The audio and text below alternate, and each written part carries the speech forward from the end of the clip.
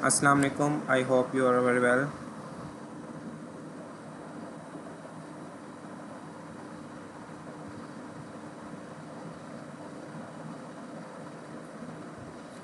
Okay हम start करते हैं।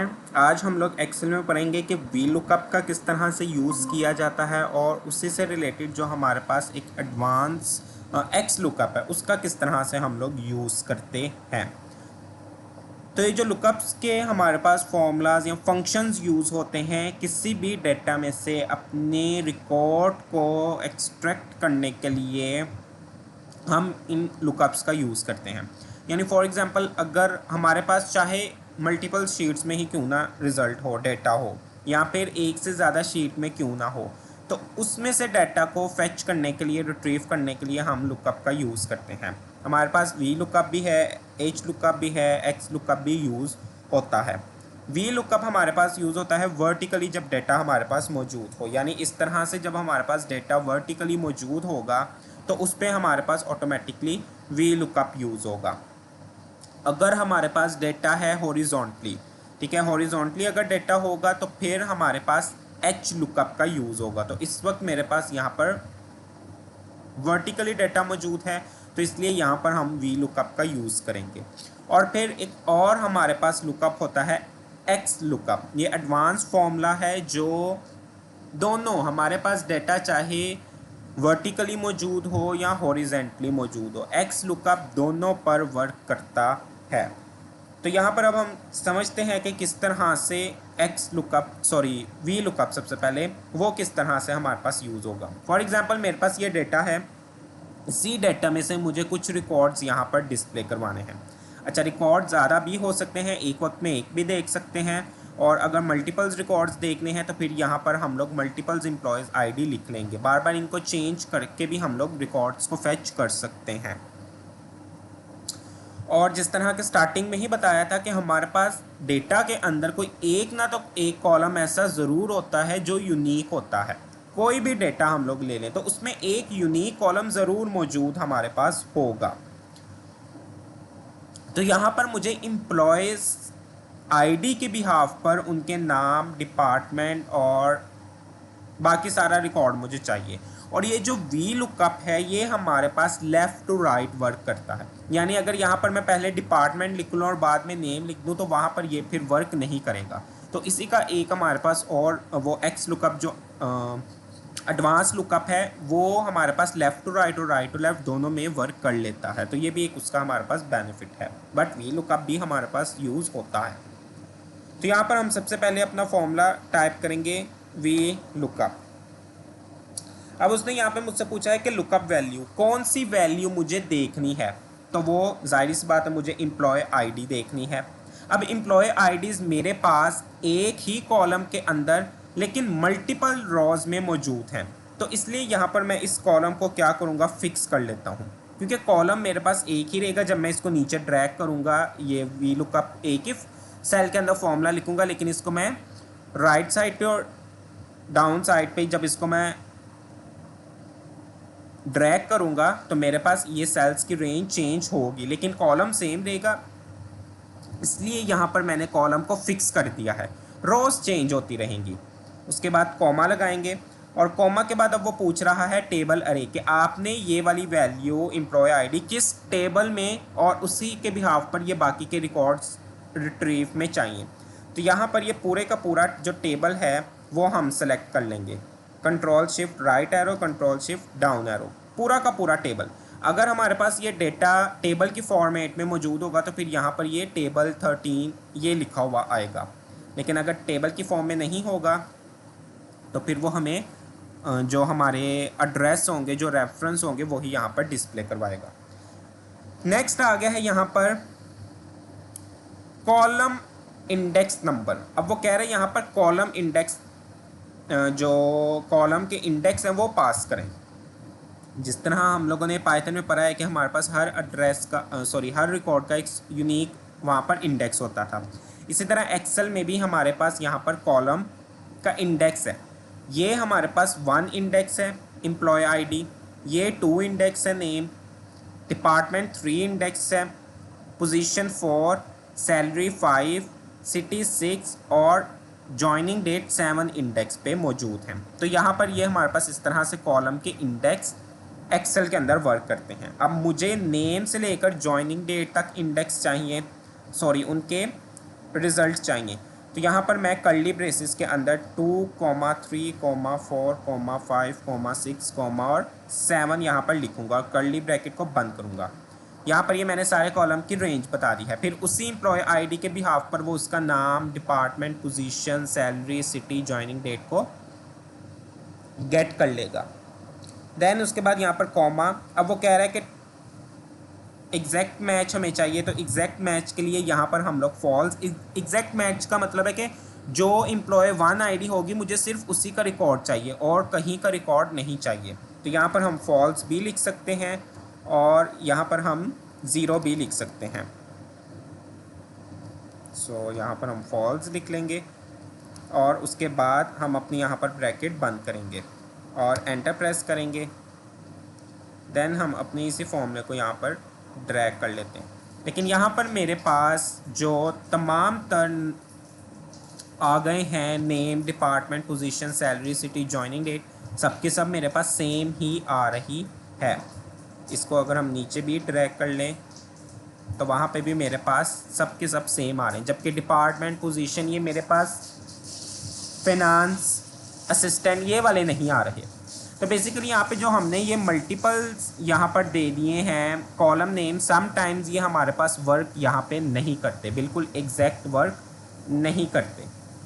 तो उसके लिए यहाँ पर हम फिर क्या काम करेंगे, इसलिए मैंने इन्हीं कॉलम्स के नाम, चूँकि यही कॉलम के नेम इस टेबल के अंदर भी हैं, मुझे यही चाहिए थे, इसलिए मैंने यहाँ पर ये लिख लिए थे।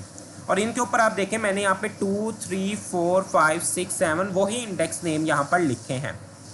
तो मैं क्या एक काम करता हूँ, मैं इस वाले इंडेक्स जो मैंने यहाँ पर मैनुअली लिखे हैं इसको ख़त्म करता हूँ और इसकी जगह मैं ये दे देता हूँ, ये जो मैंने यहाँ पर इंडेक्स खुद लिखे हैं।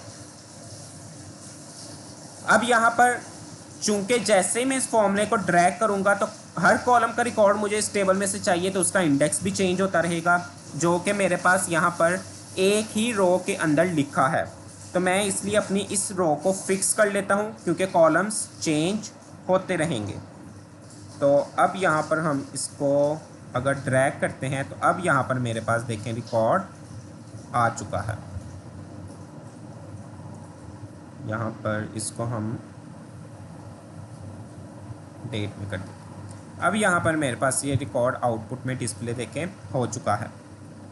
चूँकि पहले मल्टीपल्स मैंने एक वक्त में इंडेक्स पास किए थे तो उस वजह से वो आउटपुट बिल्कुल एक्यूरेट फैच नहीं कर पाया। तो फिर एक काम ये कर सकते हैं कि इन्हीं कॉलम्स के ऊपर हम क्या कर दें, उन इंडेक्स का यहाँ पे नंबर लिख दें, वो खुद ही उसके मुताबिक उसको यहाँ पर रिट्रीव कर लेगा।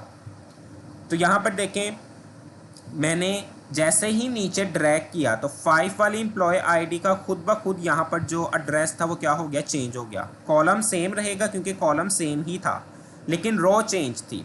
1 वाले में मैंने रो दी थी 5, लेकिन उसको मैंने फिक्स नहीं था किया, इसलिए जैसे ही मैंने नीचे ड्रैग किया तो उसने ये 5th रो का यहाँ पे मुझे नंबर दे दिया J के साथ। टेबल अरे सेम ही रहेगा और कॉमा के बाद $2, तो $2 मतलब K वाली कॉलम और रो कौन सी थी, ये 2 वाली रो थी जिसके ऊपर नेम लिखा था। लेकिन अगर यही मैं इस पे फॉर्मूला देखूँ तो देखें $2 रो सेम है, ये इंडेक्स नंबर जो मैंने लिखे हैं, लेकिन कॉलम अब चेंज हो गया है। तो इसलिए इस चीज़ का हमने ध्यान रखना है कि कहाँ पर हमने अपनी रो को फिक्स करना है और कहाँ पे हमने अपने कॉलम को फिक्स करना है, फिर ही उसी के मुताबिक हमारे पास आउटपुट डिस्प्ले होगी। अगर मैं यहाँ पर कॉलम को फिक्स ना करता और जब मैंने अपने यहाँ पर फॉर्मूला लिखने के बाद उसको ड्रैग करना था तो वो ऑटोमेटिकली कॉलम का रेफरेंस भी चेंज हो जाना था। जैसे ही मैंने फाइनेंस वाले डिपार्टमेंट में ये फॉर्मूला पेस्ट करना था, यहाँ पर फिर के वाला कॉलम जो है वो एम्प्लॉय आईडी की जगह पे आ जाना था, तो उससे मेरे पास यहाँ पे एरर आ सकता था। इसलिए हमने यहाँ पर इस कॉलम को फिक्स किया और यहाँ पर इस रो को फिक्स किया ताकि ये यहाँ से कहीं और मूव ना करें। यहाँ पर अगर मैं लिख देता हूँ रो 1 की जगह रो 2, एंटर प्रेस करता हूँ तो मेरे पास 2 वाले रो का ही यहाँ पर वो आ चुका है,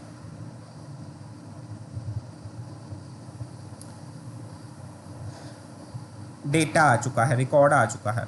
यहाँ पर अगर मैं लिख लेता हूँ 10, एंटर प्रेस करता हूँ तो 10 का मेरे पास यहाँ पे जो रिकॉर्ड था वो ही मेरे पास इस डाटा में से रिट्रीव हो चुका है। तो जब हमने अपने मल्टीपल्स डेटा या एक ही डेटा को हमने फेच करना हो तो फिर हम यहाँ पर लुकअप का यूज़ करते हैं। ठीक है, तो वी लुकअप हम यूज़ करते हैं जब हमारे पास वर्टिकली डाटा हो। एच लुकअप का भी यूज़ कर सकते हैं जब हॉरिजॉन्टली डाटा होगा, सेम आर्गूमेंट्स ही जाएंगे उसमें, बस उसमें हम अपने हॉरिजॉन्टली डाटा के बेस पर क्या करेंगे, चेंजिंग्स वगैरह कुछ करेंगे। तो ये है हमारे पास वी लुकअप। अच्छा, अब यहाँ पर अगर देखें तो बार बार तो हम यहाँ पर ये नहीं लिख सकते ये जो कॉलम इंडेक्स हैं। तो अगर हम फॉर एग्जांपल हमारे पास रिक्वायरमेंट ही आ गई है कि कॉलम इंडेक्स का यूज़ नहीं करना बल्कि इसकी जगह किसी और मेथड का यूज़ करें, तो फिर यहाँ पर हम लोग मैच का यूज़ कर सकते हैं। वी लुकअप के साथ ही हम यहाँ पर मैच का यूज़ कर सकते हैं। तो यहाँ पर मैं इसको डिलीट करता हूँ, यहाँ पर दोबारा मैं फॉर्मूला टाइप करता हूँ वी लुकअप का। सारी चीज़ सेम ही रहेगी। यहाँ पर ये मेरे पास कॉलम फिक्स रहेगा क्योंकि मुझे यही लुकअप वैल्यू देखनी है। किस टेबल में से देखनी है तो वो टेबल का हम यहाँ पर पूरा का पूरा एड्रेस दे देंगे और यहाँ पर इसको हम फिक्स कर देंगे। आप शॉर्टकट की F4 का भी यूज़ कर सकते हैं इनको फिक्स करने के लिए, लेकिन चूँकि इस टाइम पे वो रिकॉर्ड हो रही होती है क्लास तो फिर समटाइम्स कुछ ये फंक्शन जो है वो वर्क नहीं करते। तो यहाँ पर मैंने इस पूरे टेबल को फिक्स कर दिया है, कॉमा। अब यहाँ पर कॉलम इंडेक्स में ना तो कर्ली ब्रेसेस में दूंगा ना ही ये वाली मैं उसको एड्रेस पास करूँगा, बल्कि इसकी जगह मैं यूज़ करूँगा मैच का फंक्शन। मैच का हम लोग यूज़ करेंगे जिसमें हमें किसी भी तरह का कॉलम इंडेक्स देने की ज़रूरत नहीं पड़ेगी। अब यहाँ पर मैं उसको बताऊँगा, वो कह रहा है लुकअप वैल्यू। आपने मैच की पहली आर्गुमेंट क्या, वो कह रहा है लुकअप वैल्यू, कि कौन सी वैल्यू को देखना है। एम्प्लॉय आईडी को तो देखना ही देखना है इस टेबल में से, लेकिन उसके बिहाफ पर जो रिज़ल्ट अब हमें आउटपुट में चाहिए वो इन कॉलम्स का मुझे चाहिए, जो कि है name, department, position, salary, city और ज्वाइनिंग डेट। मुझे इन कॉलम्स का रिकॉर्ड चाहिए इस एम्प्लॉय आईडी के बिहाफ पर इस टेबल में से। तो जो मुझे यहाँ पर रिकॉर्ड चाहिए मैं वो यहाँ पर सेलेक्ट कर लूँगा, वो यहाँ पर मैं सेलेक्ट कर लूँगा और इनको भी मैं क्या करूँगा, यहाँ पर फिक्स कर दूँगा, क्योंकि ये कॉलम नेम्स तो चेंज होने वाले नहीं हैं, इनकी रेंज भी सेम ही रहेगी, इसलिए इनको भी मैंने यहाँ पर फिक्स कर दिया है कॉलम नेम्स को। उसके बाद वो कह रहा है कि ये वाले जो कॉलम नेम्स आपको चाहिए ये कहाँ से चाहिए, किस टेबल में से चाहिए। तो उसके लिए मैं सिर्फ अपने इन हेडर्स को सेलेक्ट कर लूँगा बस, कि मुझे इन हेडर्स में से ये वाले जो हेडर्स मैच होंगे उन्हीं के रिकॉर्ड इन एम्प्लॉय आईडीज़ के बिहाफ पर मुझे आउटपुट में चाहिए। सो यहाँ पर ये हमने इसको फिक्स कर लिया। उसके बाद अब वो यहाँ पर पूछ रहा है एग्जैक्ट मैच ही हमें चाहिए कि जो सेम मिल रहे होंगे। यहाँ पर ये हमने मैच फॉर्मूले को ख़त्म किया। अब इंडेक्स वी लुकअप का यहाँ पर एग्जैक्ट मैच के लिए 0 या फिर फॉल्स भी लिख सकते हैं और एंटर प्रेस करेंगे तो 10 वाले का रिकॉर्ड मेरे पास आ चुका है चार्ली। और उसके बाद इसको हम यहाँ पर नीचे भी ड्रैग करेंगे। चलिए इसको मैं यहाँ पर 2 जगह और ले आता हूँ।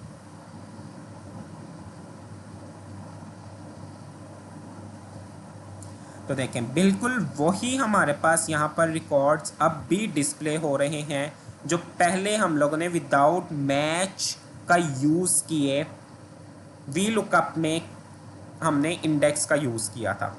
10 पे मेरे पास चार्ली ही है, उसका डिपार्टमेंट HR है, मैनेजर है, सेम मेरे पास सिटी भी है, ह्यूस्टन, सैलरी और डेट भी फिक्स है। अब यहाँ पर मेरे पास ये NAN क्यों शो हो रहा है, क्योंकि यहाँ पर मैंने उसे अभी एम्प्लॉय आईडी नहीं बताई। तो मैं यहाँ पर उसको एम्प्लॉय आईडी बता देता हूँ 20। एंटर प्रेस किया तो देखिए 20 पे जो था बॉब, फिनांस, असिस्टेंट, वो मेरे पास रिकॉर्ड आ गए हैं। और समटाइम्स NAN हमें वहाँ पर भी शो करवा सकता है जहाँ पर हम रॉन्ग या इररेलेवेंट आईडी पास करते हैं। जिस तरह 22 मैंने पास कर दिया तो 22 तो मेरे पास है ही नहीं है। 21 पास कर दिया, 21 चूँकि मेरे पास है तो इसलिए उसी के रिकॉर्ड यहाँ पर डिस्प्ले हो गए हैं। तो एक हम लोग यहाँ पर मैच का वी लुकअप के साथ भी यूज़ कर सकते हैं, जो बहुत हमारे पास इजीली यूज़ होता है। Is it clear?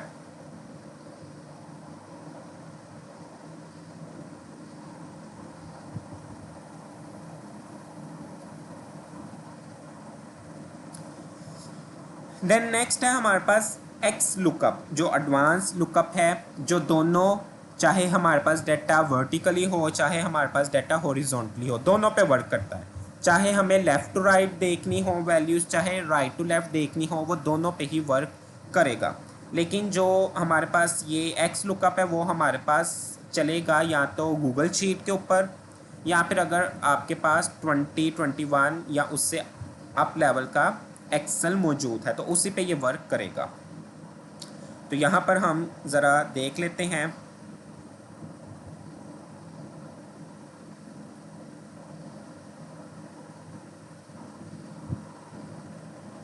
ओके, सिर्फ हम यहाँ पर अपना एक्स लुकअप का यूज़ देखते हैं। यहाँ पर मैं यहाँ पर लिख लेता हूँ एक एम्प्लॉय आईडी फ़िलहाल लिख लेता हूँ, और यहाँ पर हम फॉर्मूला पुट करेंगे x lookup, tab button press करेंगे। अब एक्स लुकअप पे उसने कहा है कौन सी वैल्यू चाहिए, तो मुझे ये वाली वैल्यू चाहिए। सो इसको मैं क्या करता हूँ, फिक्स कर देता। फ़िलहाल अभी मैंने एक ही यहाँ पर वैल्यू ली है। उसके बाद नेक्स्ट हमारे पास यहाँ पर क्या आएगा, नेक्स्ट हमारे पास अब वो वैल्यू आएगी कि ये वाली वैल्यू एक्स लुकअप के अंदर अब मुझे ये वाली वैल्यू कहाँ से चेक करनी है। ये है सर्च की, वो मैंने बता दी है एम्प्लॉय आईडी 1, लेकिन अब ये एम्प्लॉय आईडी 1 मुझे मिलेगी कहाँ पे, तो उसके लिए मैं उसको ये एम्प्लॉय आईडी का कॉलम के साथ पूरा का पूरी जो रेंज है वो मैं यहाँ पर उसको बता दूँगा कि मुझे इस टेबल में ये वैल्यू चाहिए।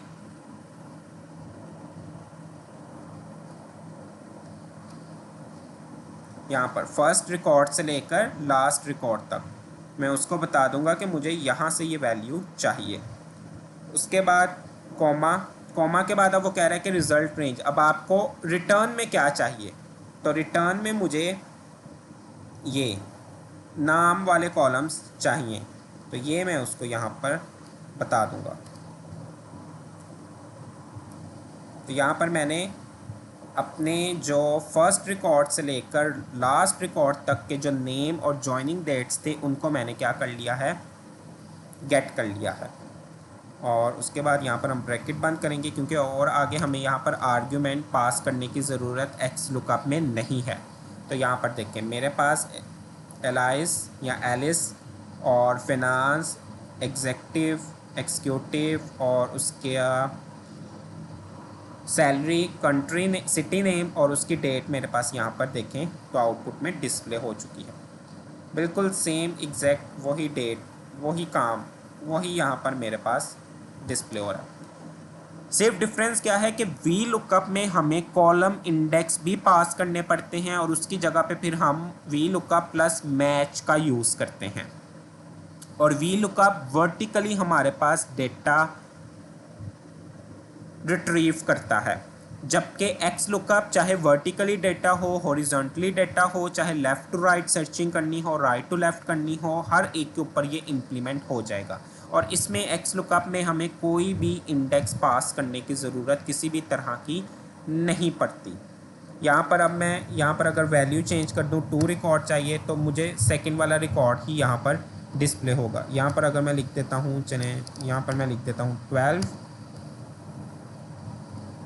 यहाँ पर मैं लिख देता हूँ 12, तो देखें मुझे 12 वाला रिकॉर्ड ही यहाँ पर ये देखें वही यहाँ पर डिस्प्ले हुआ है।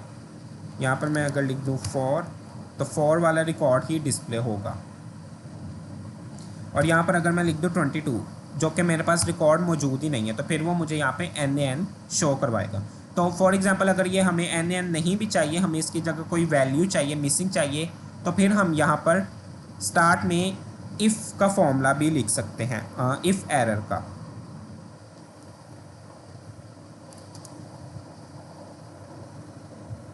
यहाँ पे ये हमारे पास इफ़ एरर का फॉर्मूला है, तो वो भी लिख सकते हैं। जो वैल्यू हमें मिल जाएगी ठीक है, वो हमने यहाँ पे बता दी है, कॉमा, और अगर नहीं मिलेगी तो फिर यहाँ पर हम लिख देंगे मिसिंग। तो देखें यहाँ पर फिर मेरे पास मिसिंग लिखा हुआ आ गया है, लेकिन अगर मेरे पास वो रिकॉर्ड मौजूद होगा तो फिर वो रिकॉर्ड डिस्प्ले हो जाएगा। तो ये एरर को छुपाने के लिए, इसकी जगह कोई और मैसेज डिस्प्ले करवाने के लिए हम इफ़ एरर का साथ में यूज़ करेंगे।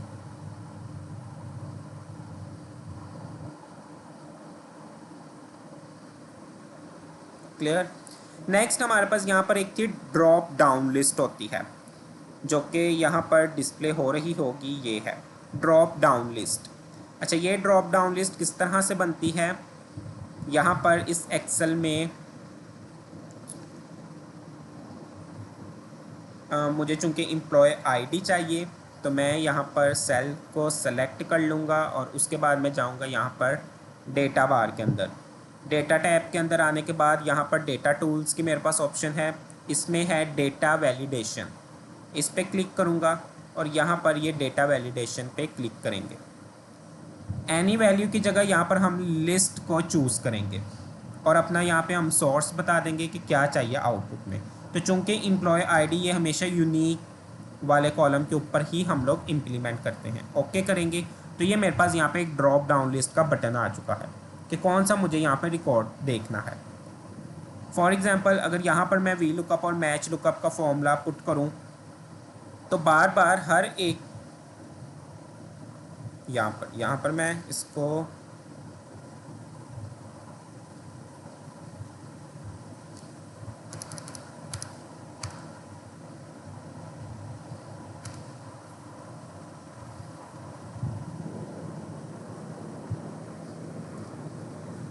ओके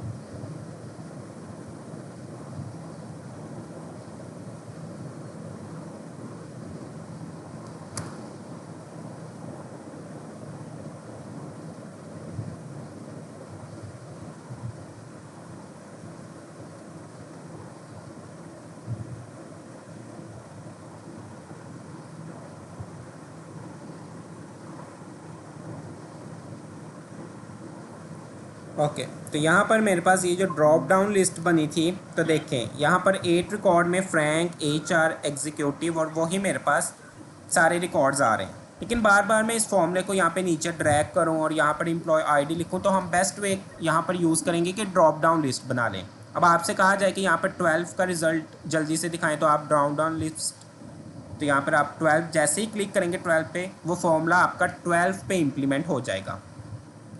जैसे यहाँ पर मैं करता हूँ 15, तो 15 का जो रिकॉर्ड है चार्ली मार्केटिंग असिस्टेंट, वही मेरे पास यहाँ पर डिस्प्ले होगा।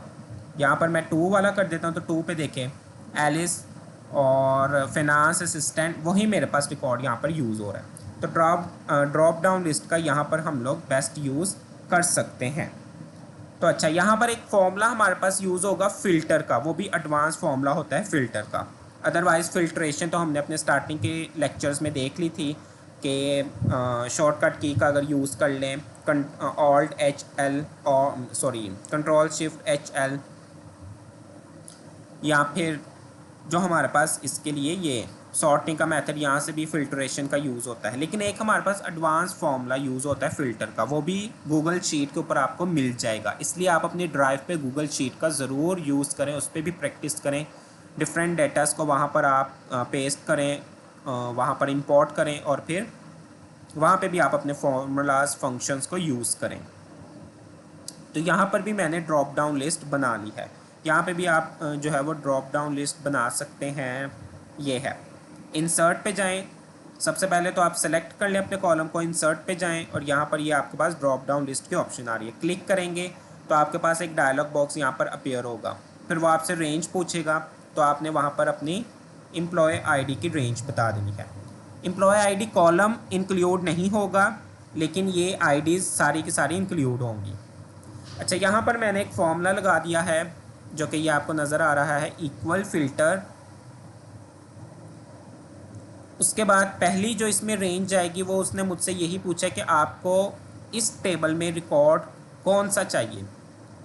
तो रेंज उसने पूछ ली, मैंने उसको बता दिया कि मुझे नाम से लेकर ज्वाइनिंग डेट के तमाम रिकॉर्ड्स आउटपुट में डिस्प्ले करवाने हैं।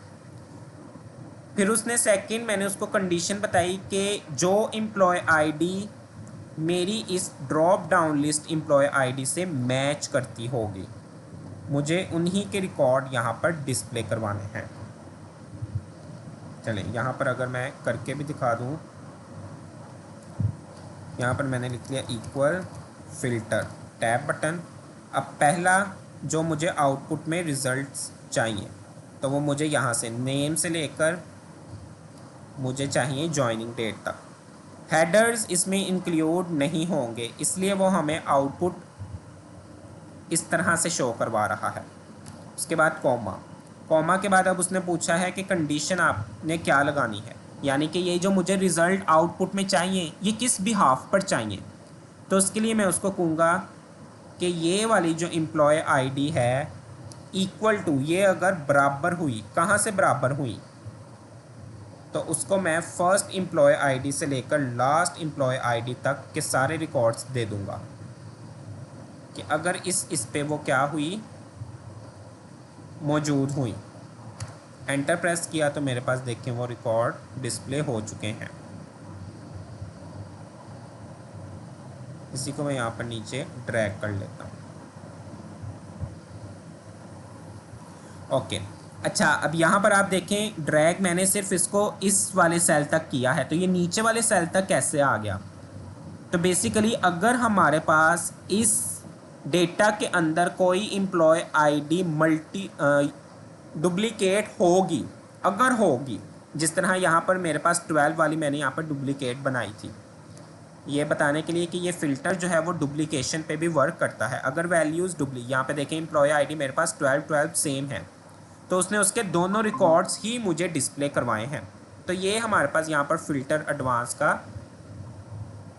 यूजेज है। अब ये देखें जो मैंने यहाँ पर ड्रॉप डाउन लिस्ट बनाई थी उसका क्या मेरे पास यहाँ पे काम है, बनाई तो मैंने यहाँ पर भी मल्टीपल्स ही हैं, तो एक वक्त में मैं यहाँ पर कोई भी वैल्यूज़ जो हैं वो दिखा सकता हूँ। यहाँ पे 5 है, ठीक है, यहाँ पर मैंने जो है वो दिखा दी है 20 वाली। यहाँ पर अब मैं अगर 12 को छोड़कर 7 वाली दिखाऊंगा तो देखें वो एक ऑटोमेटिकली रिमूव हो जाएगी, लेकिन मैं अगर यहाँ पे दोबारा 12 करूँगा तो यहाँ पर मेरे पास आउटपुट में आ जाएगी। और ड्रॉप डाउन लिस्ट में भी हमारे पास जो है वो यूनिक ही वैल्यूज़ आती हैं। यहाँ पर अगर 12 मेरे पास 2 बार था एम्प्लॉय आईडी के अंदर, तो ड्रॉप डाउन लिस्ट में उसने मुझे 12 एक ही बार दिखाया है। तो वो एक ही बार का मतलब यही है कि जितनी भी इससे रिलेटेड मल्टीपल्स रिकॉर्ड्स होंगे वो उसी को डिस्प्ले करवाएगा। सो ये हमारे पास जो है वो फॉर्मूलाज फंक्शंस थे जिसमें हमने वी लुकअप का यूजेज देखा, एच लुकअप का देखा कि वी लुकअप वर्टिकली डाटा के ऊपर इम्प्लीमेंट करता है, जिसमें लुकअप वैल्यू बताते हैं, फिर अपनी अरे बताते हैं, यानी कि इस डेटा में से ये वैल्यू और उसी से रिलेटिव हमने रिकॉर्ड्स को रिट्रीव करना है, फेच करना है। फिर हम कॉलम इंडेक्स बताते हैं, तो कॉलम इंडेक्स में हमने मल्टीपल्स कॉलम्स को कर्ली ब्रेसेस के अंदर लिख कर देखा, आउटपुट कुछ भी नहीं आई, मतलब सेम आई। लेकिन जैसे ही फिर उस कॉलम इंडेक्स की जगह हमने अपने लिखे हुए कॉलम इंडेक्स को यूज़ किया, जो कॉलम्स हेडर नेम्स के ऊपर ही मैंने लिखे थे, तो आउटपुट आ गई।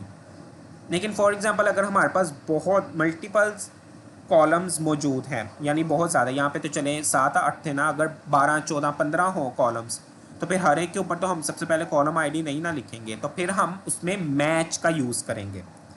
तो कॉलम इंडेक्स की जगह फिर हम यहाँ पर मैच का यूज़ करेंगे, और मैच के पैरेंथेसिस में हम सबसे पहले बताएंगे कि कौन से कॉलम्स देखने हैं आउटपुट में, तो वो कॉलम हेडर्स हम यहाँ पर सेलेक्ट करेंगे। यही कॉलम हेडर्स अगर हमारी एक्चुअल डेटा अरे में भी मैच कर गए तो फिर उसके बिहाफ पर वो उन एम्प्लॉयज़ आईडीज़ को रिट्रीव करेगा, यानी 10 वाली एम्प्लॉय आईडी जो यहाँ पर कॉलम नेम लिखे हैं वही कॉलम नेम वो यहाँ पर मुझे आउटपुट में डिस्प्ले करवाएगा। जिस तरह फॉर एग्जांपल अगर मैं यहाँ पर इसको डिलीट कर देता हूँ तो देखें मेरे पास यहाँ पर वो डिलीट करने से एरर नहीं आया, या फिर यहाँ पर कंट्रोल Z करते हैं और सैलरी वाले को मैं यहाँ पर डिलीट कर देता हूँ। तो यहाँ पर मेरे पास एरर नहीं आया कि सैलरी वाला कॉलम इसके अंदर मौजूद नहीं है, लेकिन यहाँ पर मौजूद है, तो यहाँ पर एरर आ जाए, आगे चल नहीं सकता। तो मैच का यही मकसद है कि जौन जौन से कॉलम नेम ये वाले इस एक्चुअल डाटा के अंदर से मैच करके वो उसी के रिकॉर्ड डिस्प्ले करवाएगा। अब यहाँ पर सैलरी का कॉलम नहीं था, इसलिए उसने ये वाले सैलरी के कॉलम को भी इग्नोर किया, उसमें से हमें कोई भी डाटा यहाँ पर रिट्रीव करके नहीं दिया। तो ये हमारे पास एक यूजेज है वी लुकअप के साथ मैच का यूज़ करना। सेकंड है कि एडवांस एक्स लुकअप का यूज़ किया जाए। वो वर्टिकली हॉरिजॉन्टली डाटा के ऊपर वर्क कर लेता है, उसमें हमें कॉलम इंडेक्स बताने की ज़रूरत नहीं पड़ती, सिंपली सिर्फ दो ही आर्गुमेंट्स हम पास करते हैं तो वो आउटपुट डिस्प्ले करवाता है। नंबर वन आर्गुमेंट के कौन सी वैल्यू देखनी है और वो किस डेटा में से देखनी है, और उसके बिहाफ पे आउटपुट में क्या चाहिए, बस वो हमने उसको रेंज बतानी होती है। देन हमने फ़िल्टर का फॉर्मूला देखा जो ये भी एडवांस लेवल पे यूज़ होता है, और उसी के साथ ड्रॉप डाउन लिस्ट का मेथड भी देखा कि ड्रॉप डाउन लिस्ट हमारे लिए काम इजी कर देती कि बार बार मैनुअली हम लोग एक एक करके एम्प्लॉय आईडी लिखें, उस ड्रॉप डाउन लिस्ट का यूज़ करते हुए हम विद इन द सेकेंड अपने मल्टीपल्स एम्प्लॉयज़ का रिकॉर्ड देख सकते हैं।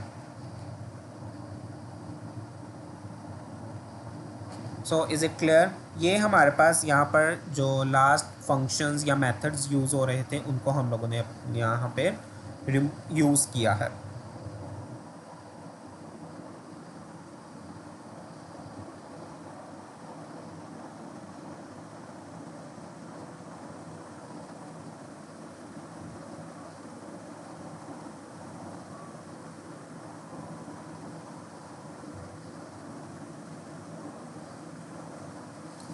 इसी तरह का एक और एडवांस फ़िल्टर का मेथड हमारे पास एक्सेल के पुराने वर्जन्स में भी यूज़ होता है, तो वहाँ पर भी मैं आपको यूज़ करके ज़रा बता देता हूँ।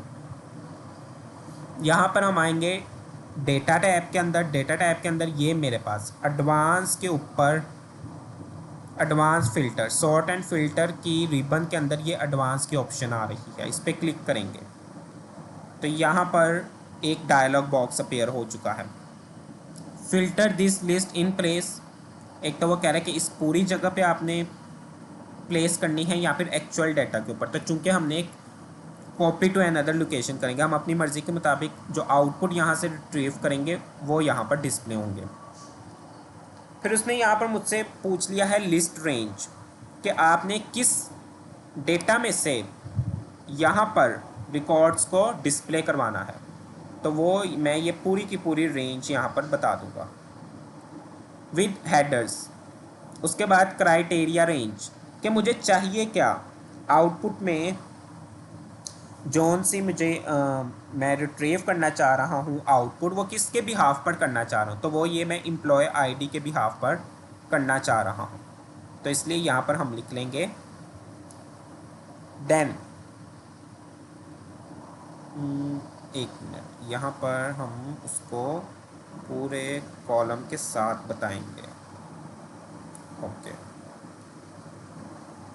उसके बाद उसने कॉपी टू पूछ लिया कि ये अब मुझे जो रिकॉर्ड देखने हैं वो कहाँ पर, कौन से मुझे देखने हैं, तो ये मैंने उसको नेम, डिपार्टमेंट, ये जो रो थी वो मैंने उसको पूरी की पूरी यहाँ पर बता दी है कि मुझे इसके रिकॉर्ड्स देखने हैं।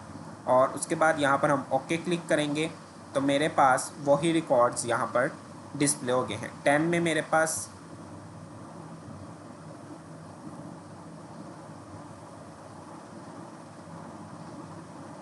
ओके वही रिकॉर्ड्स हमारे पास यहाँ पर डिस्प्ले हो गए हैं। सिर्फ 510 में वो कोई जो है वो इशू आ चुका है, अदरवाइज़ हमारे पास बिल्कुल रिकॉर्ड्स यहाँ पर वही डिस्प्ले हुए हैं। यहाँ पर अगर हम देखें 1 का, तो देखें मेरे पास यहाँ पर कोई चेंज नहीं हुआ। तो ये वाला जो एडवांस फॉर्मूला है वो हम कोई भी अगर एम्प्लॉय आईडी को यहाँ से चेंज करेंगे उसका रिकॉर्ड वो यहाँ से चेंज नहीं करेगा। ठीक है, यहाँ पर ये ऑटोमेटिकली वर्क, ये वाला advance filter method automatically work नहीं करता, जबकि जो हमने गूगल शीट के ऊपर फ़िल्टर का फॉर्मूला यूज़ किया था वो ऑटोमेटिकली वर्क करता है कि जैसे ही हमने एम्प्लॉय आईडी चेंज की उसी का रिकॉर्ड हमारे पास चेंज हो जाएगा, डिस्प्ले हो जाएगा। तो ये दोनों में मैंने डिफरेंस बता दिया कि पुराने एक्सेल के वर्जन में ये एडवांस फ़िल्टर की एक ऑप्शन थी, उसका यूजेज, और जो एडवांस फ़िल्टर नए वर्जन्स में या गूगल शीट्स में यूज़ हो रहा है उसमें क्या डिफरेंस था। So is it clear? यहाँ तक हमारे पास एक्सेल के तमाम तर जो टॉपिक्स हमने पढ़े हैं मोस्टली यही हमारे पास यूज़ होते हैं। किस तरह से एक्सेल में वर्किंग की जाती है, किस तरह से डाटा रिट्रीव करते हैं, कैसे हम लोग कैलकुलेशन परफॉर्म करते हैं, किस तरह से पाइवट टेबल्स का यूज़ करते हैं, चार्ट्स का यूज़ करते हैं। अब इससे रिलेटेड जो डैशबोर्ड का लेक्चर होगा वो मैं आपके साथ रिकॉर्डेड लेक्चर शेयर करूँगा, क्योंकि वो एक ही क्लास के अंदर लाइव क्लास में वो जो है क्रिएट नहीं होगा, तो उसके लिए मैं आपके साथ अलग से जो है वो एक उसका लेक्चर आपके साथ शेयर करूँगा। तो इज़ इट क्लियर? कोई क्वेश्चन है तो पूछ लें।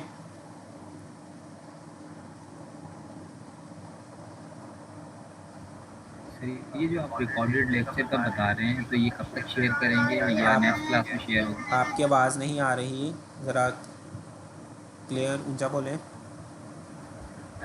मैं सर ये कह रहा हूँ कि जो आपने रिकॉर्डेड लेक्चर का कहा है ये कब शेयर होगी, नेक्स्ट क्लास में शेयर होगी नहीं या नहीं, ये उससे मैं खुद पहले? आपके साथ जो है वो रिकॉर्ड करके लेक्चर तो फिर मैं आपके साथ शेयर कर दूँगा।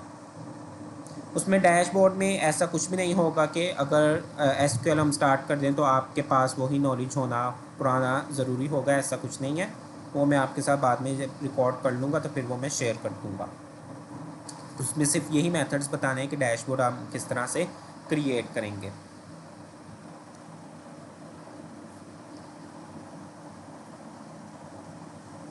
फाइन।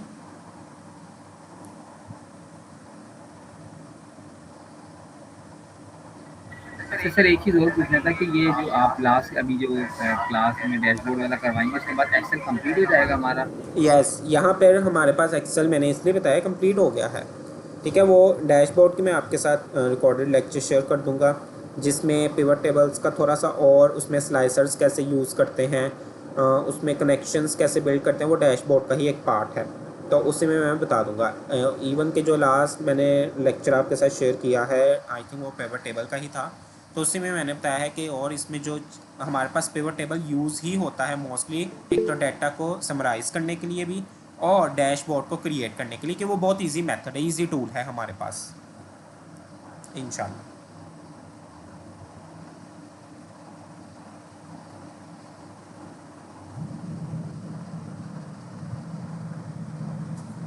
तो ओके, क्लियर है?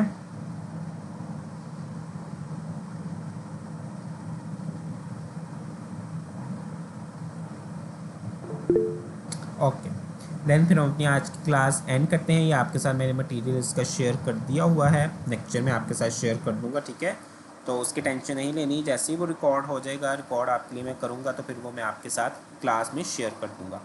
टाइटल के साथ ही आपको पता है कि मैं शेयर करता हूँ, तो फिर वो देखने से आपको पता चल जाएगा। So okay, thank you so much, take care of yourself, अल्लाह हाफिज़।